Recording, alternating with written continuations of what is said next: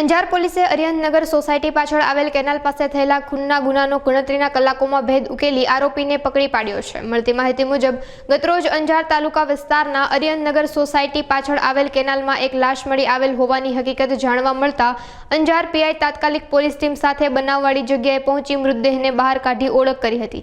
તેમજ હ્યુમન સોર્સને આધારે મોત નિપજાવનાર ઇસમ ઇન્દ્રજીતસિંહ ગુર્જરને ગણતરીના કલાકોમાં શોધી કાઢી ઊંડાણપૂર્વક પૂછપરછ કરતા જાણવા મળ્યું કે મરણ જનારનો કિંમતી ફોન પડાવી લેવા બાબતે મારી નાખ્યા હોવાની કબૂલાત આપી હોવાથી આરોપી વિરુદ્ધ કાયદેસરની કાર્યવાહી હાથ ધરી છે।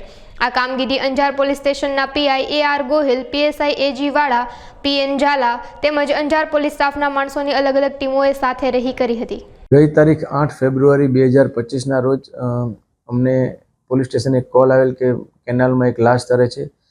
તરત જ તે જગ્યાની વિઝિટ લઈ અને લાશને બહાર કાઢવાના પ્રયત્નો કરેલ અને ફાયર બ્રિગેડની મદદથી લાશને બહાર કાઢેલ।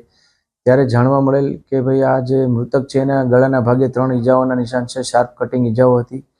તુરંત જ અમને હત્યાનો બનાવ હોવાનું જાણવા મળેલ। ત્યારબાદ અમે મૃતક છે જે રાહુલ ગોડ કરીને છે, જે વેલ્સપન કંપનીમાં નોકરી કરે છે, ઉંમર વર્ષ 32 છે અને એની આસપાસના જે લોકો મિત્ર સર્કલ અને એના અંગે તપાસ કરતા ખબર પડેલ કે રાહુલને એના સાથેના જે બાજુમાં રહેતા મિત્ર નામ છે ઇન્દ્રજીતસિંહ પહેલવાનસિંહ ગુર્જર અને એમને મૃતક રાહુલના મોબાઈલ લૂંટી લેવા માટે અને એની પાસેથી છીનવી લેવા માટે એના બીજા સહ આરોપી ધીરજ કુમાર છે, જે પણ યુપી જાલોનના છે, એમને બોલાવેલ અને બંને સાથે મળી અને આ મૃતક રાહુલ કુમારનું મર્ડર કરેલ છે।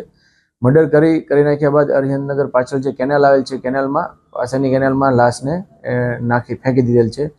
જે અંગે અમે હાલ ઇન્દ્રજીતસિંહ પહેલવાનસિંહ ગુર્જરની ધરપકડ કરેલ છે અને ધીરજ કુમારને પકડવાના બાકી છે। હા, એમાં હાલ પ્રાથમિક દ્રષ્ટિએ પૂછપરછ કરતા જાણવા મળેલ છે કે ધીરજ કુમાર જે છે એ દિલ્હીમાં કોઈ મર્ડરના ગુનામાં સંડોવાયેલ છે એવી પ્રાથમિક માહિતી મળેલ છે।